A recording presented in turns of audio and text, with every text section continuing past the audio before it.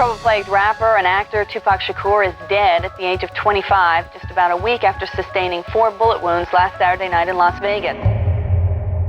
September 7th, 1996, at 11:15 p.m., 25-year-old rapping legend Tupac Shakur was fatally shot in a drive-by shooting in Las Vegas. The bullets came from the back of a white Cadillac.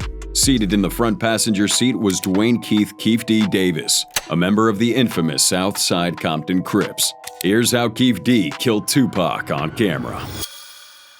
Early life. Gangbanging is male love pushed to its limits. As insane as it may seem, it's all based on love. It's this quote from Ice-T in the book Uprising that officially starts KEEFE D's memoir, Compton Street Legend. Born in 1963, KEEFE D's past is complicated to say the least.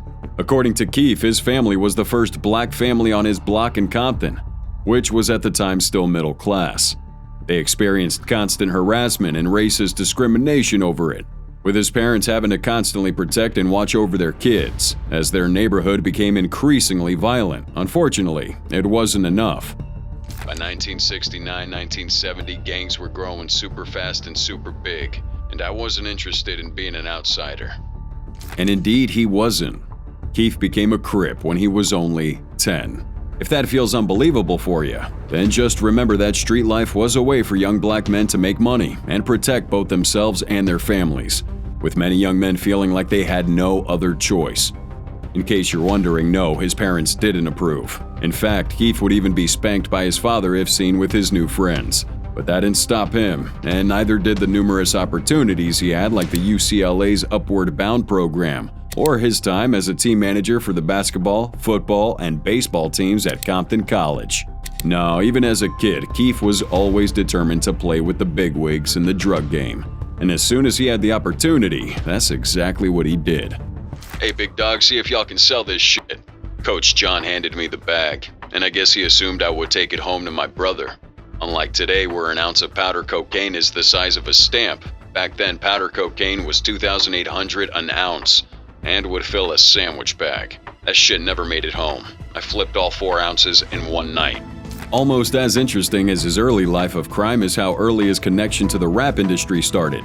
KEEFE was playing football since he was 9, and one of his teammates and friends was none other than Marion Suge Knight, the future CEO of Death Row Records. According to KEEFE, Suge was one of the few people in their circle that wasn't affiliated with a gang even as a child. Despite not being a gangbanger himself, Suge still hung out with KEEFE, with the two of them being friends. By 81, KEEFE already had a few of his own crack dens and people working under him, already being a known supplier. That of course means police surveillance and snitches became a real problem. 2 sheriffs caught KEEFE in possession of great quantities of heavy narcotics 2 times in less than a month, which was of course enough to send him to prison. KEEFE was sent to state pen with a 4-year sentence. He was 20 years old. The man was already a convict while Tupac was still a boy dancing ballet. Now, what came out of prison wasn't a reformed individual. Far from it. In fact, as KEEFE himself says in his memoir, in the street game, you can do 3 things by the age of 25. You can step your game up and become a gangster by making serious money and owning homes and businesses, become a grown man and get your ass a job, or continue gangbanging, taking risks of going back and forth to state prison and ending up in the grave. I chose the first. KEEFE had become a staple of his neighborhood, making millions of dollars in the streets from Colombian cocaine, earning his cred as a hardened criminal and stone-cold killer. But being a Compton staple wasn't enough. KEEFE started traveling the whole country selling drugs and doing business. Starting from Alabama, KEEFE and his crew went through the South dealing with locals. Their plan was simple. They'd reach out to local dealers who were already established and boost their supply for cheap. The locals would in turn only buy from them. That way they never had to move on anyone else's turf. At his peak in the early 90s, KEEFE claims he was moving 300 keys a month throughout the country and 100 kilos a week in the LA area, which netted him $4.2 million a month. To say KEEFE was a nationwide player at that point would be an understatement, so it shouldn't be surprising that he had a few New York connections. Now what might surprise you, however, is that Sean Puffy Combs, the Puff Daddy, was one of these connections. The Bad Boys Connection. In his book, KEEFE says this about Sean Combs. I don't blame him, but meeting Puffy has been like a bad dream from which I'm still trying to wake up. I hate that I ever met that son of a bitch. My life has gone backwards ever since. And frankly, that seems to be a trend when it comes to Puffy. Talk about a toxic presence. Now, Puffy and Keefe weren't really that tight. In his book, Keefe makes it clear that they were friendly, but not really friends. They hung out with the same people, and Puffy did make it easy for Keefe to be around by hooking him up with extra tickets and inviting him to exclusive events, but that's about it. All in all, Puffy probably liked having Keefe around, so he seemed tougher by association. Keefe, on the other hand, didn't feel like Puffy was ever all that, and made fun of him a lot behind his back. Still, they were cool enough with each other that Puffy felt like he could ask Keefe D favors, like a car for a shoot, or even something more nefarious. Like a lion on the Serengeti, I'm able to smell and see fear. Puffy was full of fear. "What's up?" I asked. "I have a couple of problems I need to be handled. Big CEO and Pac." Now, let's get some facts straight. Keefe D's a lifelong criminal, and many of his claims are a bit out there. He doesn't provide any evidence for this one, but what he's essentially saying is that Puffy asked for a hit on Suge Knight and Tupac, which, considering how things were at the time, is surprisingly believable. If it feels far-fetched now, remember that 1995 Source Awards speech from Suge that sent the already notorious East versus West beef into overdrive? Any artist out there that want to be a star, stay a star, and won't have to worry about the executive producer trying to be all in the videos, all on the records, dancing, come to death row. Puffy had been disrespected, not only by Suge but by Pac with his hit 'em up diss. And even though Keefe wasn't from the East, he still felt inclined to go through with it. You see, from Keefe's point of view, Pac wasn't gangsta. He was just a loudmouth, constantly giving shout-outs to the Bloods, the Crips' main rivals. And while Suge might have been a good friend when they were kids, the dude clearly wasn't to be trusted anymore if he allowed that kind of thing to happen under his watch. Still, Keefe didn't exactly go running out of the building searching for Pac and Suge. Apparently, he and Puffy never discussed any solid price for their heads. And even if he felt like Pac and Suge were acceptable targets for a hit, he still didn't exactly hate them. He felt like Pac and Suge were posers messing with the wrong people, but not bad people per se. According to Keefe, the thing that pushed him over the edge and prompted him to collect was what Pac and Suge did to his nephew, Orlando Baby Lane Anderson, in the MGM Grand. But before we get into that, there's still one little thing we have to go over. The beef with Death Row Records. Now, there's a lot to say about Death Row's beginnings, and we'll not go too in-depth on it today, but there's one thing that Keefe claimed happened during a visit to one of his friends in jail that we need to go over. "Dog, I have 300 kilos out there they didn't get. I need you to move them for me. You're the only one left out there," he continued. "I'm gonna use the money to start this record company called Death Row. What you think?" Yeah, this one's a bit outlandish, but it's the claim Keefe made. One of his old school contacts, Boss Man, had coke to move and wanted to use that money from it to help kickstart Death Row Records. Eventually, Michael Harry O'Harris got involved, as he was in the same prison at the same time. And Suge got involved because he apparently lived in that same hood as Boss Man used to live. There's no way to prove what Keefe's saying is true, but that's what he's claiming happened. He moved that coke, and with the money that came from it, Boss Man bankrolled the founding of Death Row. Not only that, but Keefe also claims he was the one who got Dre's number for Suge, which is, yeah, I don't know how to feel about that. Thing is, Keefe did have the connections and the name to be on that circle at the time, so we can't say with certainty that at least some of what he says happened. And if that's the case, then the unfortunate truth is that Death Row was always owned by criminals, with no real chance of escape. It shouldn't be a surprise that their crew employed some nasty individuals, not only gangbangers but crooked cops and hitmen. And with that money flowing in through their music, Suge quickly had his newfound power going to his head. Their goons, almost all of them Bloods, became emboldened by being a part of Death Row. And Tupac, who at the time was in the best state of mind, was constantly being egged on to do stupid crap thinking they were untouchable. It didn't take long for Death Row to bite the hand that fed him, and for hostilities between its Blood-affiliated crew and Keefe's Southside Crips to escalate. With all that in mind, what came to happen in the MGM in September feels like an inevitable tragedy. The domino that started the chain was an event that, under different circumstances, wouldn't really be in any way notable. One of Keefe D's homeboys, a kid named Victor, was leaving for college in Phoenix to play football, and they were taking him on a shopping spree, so he looked good once he got out there. Unfortunately, at that point, a lot of death row dudes were also at that mall looking for trouble, and recognizing Victor as a Crip affiliate, they started trying to intimidate him on the streets. There's conflicting reports of what exactly went down, but KEEFE's story is that eventually the Crip cavalry came, and the death row guys were all knocked out, with Victor snatching one of their chains. According to KEEFE, this was what set all of it in motion. We kept it moving, but there's one thing that's for sure when living that gangster lifestyle. You already know that the stuff you put out is gonna come back. You never know how or when, but there's never a doubt that it's coming. This seemingly routine incident in the life of real street niggas would lead to a cascade of events that would change the rap game forever. A gangster and a rapper meet in Las Vegas. From 1988 onwards, Vegas was a regular destination for the Southside Crips, with their crew attending every single big boxing match that happened in town. So the Tyson v. Selden fight wasn't going to be any different. KEEFE and his crew knew Suge, Pac, and their crew would be there, but they didn't care. The way we looked at it, they were recording industry dudes, but we were real street niggas. So to say they weren't afraid of encountering death row in Vegas would be an understatement. From their perspective, death row was just posing. Even if they crossed paths, Suge would have the sense to not do anything crazy. They would just take a bit and that's it. No need for drama. Unfortunately, that's not what happened. KEEFE and his crew had a great time, drinking expensive liquor and betting on the high-end tables. They also had a great time watching that fight. The thing is, they'd gotten their tickets through a scalper who had spread them through the arena, so they weren't able to leave together. They arranged a meeting spot in the cafe inside the MGM, but after some wait they noticed Orlando wasn't coming.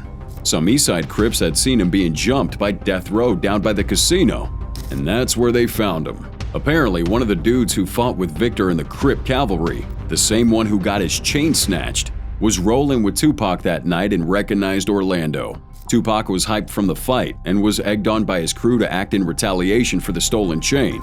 It's impossible to know if Suge was one of the people hyping him up, if he didn't recognize who Orlando was and what attacking him meant, or if he tried to stop Pac but couldn't. What we do know is that Pac should have been on a tighter leash. He sucker punched Orlando, and after he fell, the whole crew ganged on him, punching and kicking him while he was down. Now Orlando was a criminal, and so was KEEFE, and so were many of the people in the industry at the time. But jumping the dude like that was wrong. And not only was it wrong, it was mighty stupid. Orlando named names as soon as he went back with his crew, and they were all boiling from hatred. Even the East Coast Crips who were there wanted in on the action, but KEEFE made sure that the Southsiders handled it themselves. We couldn't let no record company studio gangsters do us like that. Had they lost their fucking rapping ass minds? At that point, there was no turning back. Puffy had put a hit on Suge and Pac. They had both injured KEEFE's nephew. And not only that, but KEEFE claimed Suge started dodging boss man's calls and refusing payment for death row bankrolling. It wasn't just business anymore. It was personal. The main event. Tupac was a guppy that got swallowed up by some ferocious sharks. He should have never gotten involved in that bullshit or trying to be a thug. September 7th, 1996. Their hit was organized. There was very little wasting of time. The Southside Crips knew what they wanted, and they went for it with no hesitation. First, they went to Club 662, a nightclub owned by Suge. They waited there at the VIP entrance for an hour and a half with their guns in their lap. At that point, KEEFE had already spoken with a New York connection named Zip that was also in town, and got the all clear to collect Puffy's contract, but he still wanted to confront Suge Knight on his own turf.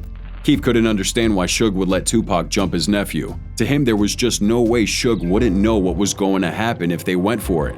The worst of it all is that KEEFE claims they had crossed paths in Vegas already by that point, and that if Suge and his crew had beef with the South Side, they could have solved it diplomatically instead of jumping his nephew. So KEEFE wanted some answers as for the why they didn't just talk it over. These answers never came. Despite their intel claiming that Suge and Pac were headed to the club, neither of them showed up. At that point, KEEFE was calmer and willing to quit for the night, so they left, only to accidentally stumble upon the death row luxury car caravan. As fate would have it, Pac was waving to fans from inside his car's window, which made it easy to confirm which car they should target. They quickly pulled a U-turn and got themselves side by side with Death Row's car. KEEFE claims that he and Suge had the time to lock eyes, with Suge's eyes going wide in fear as he realized what was about to happen. Pac also noticed them and immediately tried to pull a Glock from under his seat. That's when KEEFE's crew opened fire from the back seat, with Orlando being the only named gunman. KEEFE didn't fire a single bullet, or at least he claims he didn't, but he did see Suge being grazed and Pac hit. He thought they were both dead. As for his own crew, they did receive return fire, but no one was hit. They just hit that pedal and got out. Interestingly, KEEFE noted that even though Death Row had a whole caravan of supposedly hardened criminals with them, not one moved a single muscle to try to go after their car. In fact, only a single car filled with ladies followed them, but they were scared away with gunshots. Their crew quickly dispatched the bullet-ridden car just in time to see the ambulance rushing Pac and Suge to Memorial Hospital. As you probably already know, Suge survived with only a minor wound, while Pac died from his injuries 6 days later. The aftermath. The hit was successful, but things didn't go as planned for KEEFE D, not one bit. As soon as they got back to LA, his and his nephew's names were already being blasted on TV and newspapers. Suge told on him immediately, and why wouldn't he? The newfound attention was bad, really bad, and it made KEEFE D regret shooting Pac almost immediately. The news cycle wouldn't drop the story, and at every update on Pac's condition, they made sure to mention KEEFE and his nephew. That really scared a lot of essential people that KEEFE worked with. First, he lost his Colombian cocaine plug. Then his sect went to war with the Bloods. And finally, he became a main target of the FBI, with his house being raided and police following him everywhere. KEEFE D's life became a living hell, and he even got bounties on his and his associates' heads. He had killed a beloved street legend and he was gonna have to pay. Except he kinda didn't. Suge didn't want to go to jail. He was on parole, and being involved with Orlando's beating, which was recorded by the casino security cameras, was enough to put him back in. So he paid Orlando $60,000 and made a deal with him that he would testify in favor of Suge. It didn't really work. The judge still found him as an active participant, but Suge paid anyway, and so things chilled over. Still, KEEFE had his reasons to stay fearful. Suge might have been a poser, but he had real money and power, with a lot of crooked cops on his payroll. Suge's hitmen were the police. Those niggas carried badges and guns and could pull us over and were licensed to blow our brains out. And that's pretty much what they did, picking off a few of KEEFE's mates, with him considering himself lucky he was never one of them. Even though the killing didn't outright stop, it slowed down. But one of the victims of this street war of theirs was Orlando Baby Lane Anderson, who died almost 2 years after killing Tupac. Orlando got shot with an AK with a bullet between his knees and one stuck in his head. Ultimately, Suge seemed to decide retribution shouldn't be given to KEEFE, but to Bad Boys. Maybe he had heard that Puffy was the one that put on the hit, but the truth is that Puffy never paid KEEFE for Pac's life, which actually worked in Suge's favor because he was about to kill Biggie. KEEFE claims that Suge was the one who arranged Biggie's murder. KEEFE's story is that he was at Biggie's new album debut party when Biggie left for a club. They just talked and would have met at that club to keep the party going, but Biggie was shot not 15 minutes after leaving. As a way to divert attention, Suge and his dirty cops tried pinning it on KEEFE and his crew, claiming that he had killed Biggie because Puffy refused to pay $500,000 for the hit on Pac. After that, things got progressively worse for KEEFE, with him being squeezed from all sides. He couldn't secure his deals anymore, was losing product, and eventually decided to take a break from dealing. He returned his product to his supplier, paid him his dues, and left the game with what he had saved up. The end of the road. KEEFE never really recovered from being in the spotlight after the Tupac hit. He was constantly being harassed by police and couldn't deal at the level he was used to. But he wasn't done. Not yet. He continued selling coke, and eventually hooked up with a dealer named Pat Bernard. Pat bought daily for a while, and then weekly. He was relatively a small fry, and unfortunately for KEEFE, Pat was a goddamn rat. Pat got caught with 9 kilos of crack cocaine while in Minnesota, and trying to get out of it, he threw whoever he could think of under the bus, including KEEFE. He named KEEFE D, told him where he got his dope, and perhaps most importantly, told him about KEEFE's involvement with Tupac's murder. After that, things started crumbling down. More people snitched. Police started getting closer and closer, and eventually they caught him. KEEFE went to prison yet again, but things sort of worked out. He made a deal and got only 5 years instead of 14. He also spent a good time in that penitentiary, being held in Stafford, Arizona, instead of some supermax like he probably should have. That didn't come for free, however. The FBI and the LAPD were on his ass for the entirety of those 5 years, trying to get him to slip. By the end of it, they knew pretty much all there was to know about Tupac's murder. They just couldn't prove anything. KEEFE got out, but the police weren't done with him yet, and he wasn't done with crime. In 2009, his lawyer called him. The FBI wanted him. He allegedly had been sending PCP to a cousin in Texas. He refused, but it didn't matter. The FBI had him by the balls again. Eventually, they felt like they had enough and came knocking. This time, they were a bit more direct.